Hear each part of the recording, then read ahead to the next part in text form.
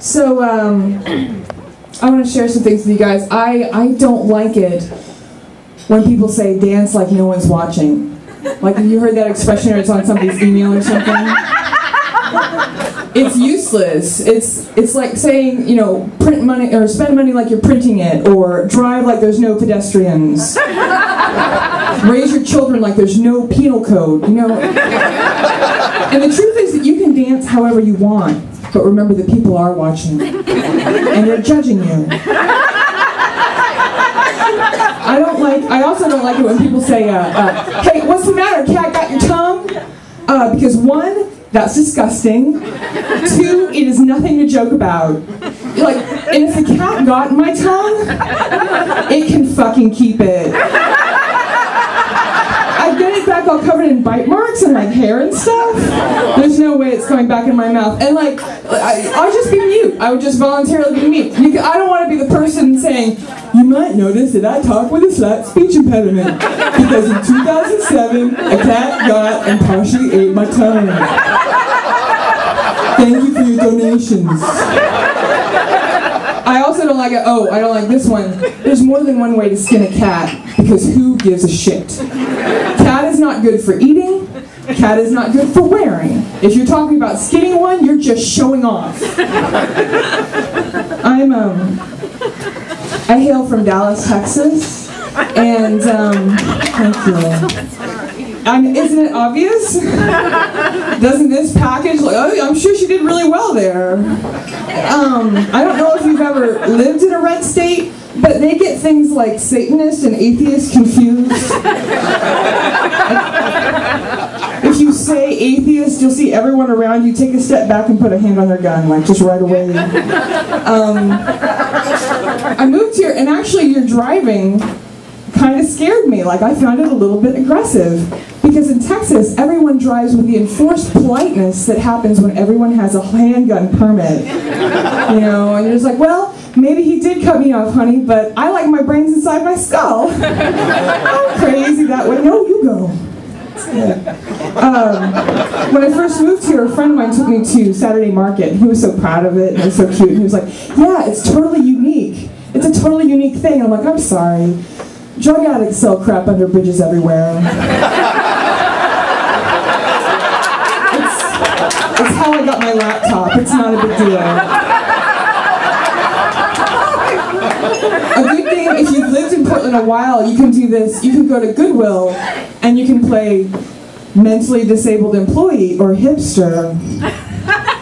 And it's harder than it sounds. Like, sometimes there'll be somebody and they're kind of like borderline to me, and I'll have to like go through my evidence. I'm like, okay, he's got dirty hair, and he's wearing a t-shirt with a truck on it, and his corduroy pants are 6 inches too short, and he's humming to himself. So I'll usually go in with this. I'll usually ask what their favorite band is, and if they say the Decemberists, it's just a hipster.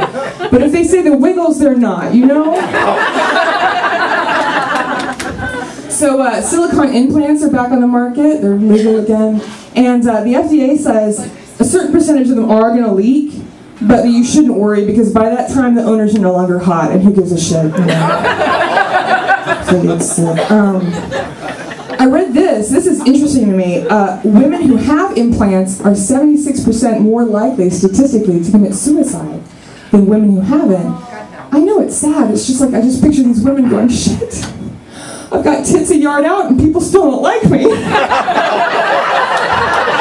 the fuck else am I supposed to do? We're all a little vain. Oh, this is for Nathan. What do black dudes use to combat male pattern baldness? And the answer is Brogaine. It was short, anyway. But you know what, like, we are all a little vain, and like the things that men find attractive in women, it all has to do with like youth and like, you know, high tits and blonde hair. It's like, it all has to do with childbearing. Like, there's a biological imperative to it. And then women sometimes like a distinguished man, you know, someone with a little gray hair, because to us it says, he's old and he's gonna die soon, and I can get his house. I can watch all the movies that I want to watch.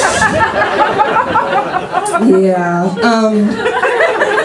So a lot of my friends are here, and I want to say thank you, friends. You guys are awesome. And I also know that a lot of you know I have kind of an interesting job. I get to go to Asia a lot. I'm a heroin mule. It pays a lot, and I didn't have to go to college. I didn't have to waste that time. But one time, I want to tell you, I was in Vietnam, and I spent $1 million dong at a makeup counter. And it's only like $70, but when any sales girl asks you for $1 million of something, you kind of panic. Should I run? And I thought, shit, I'm going to have to play that Deer Hunter suicide game for lipstick. Dee Mao! I'll be in there with Christopher Walken. Thank you, Deer Hunter recognition. And then I left Vietnam, like there's 17,635 dong and $1. And I know I'm so lucky because most women don't get to see that much dong in their whole lives.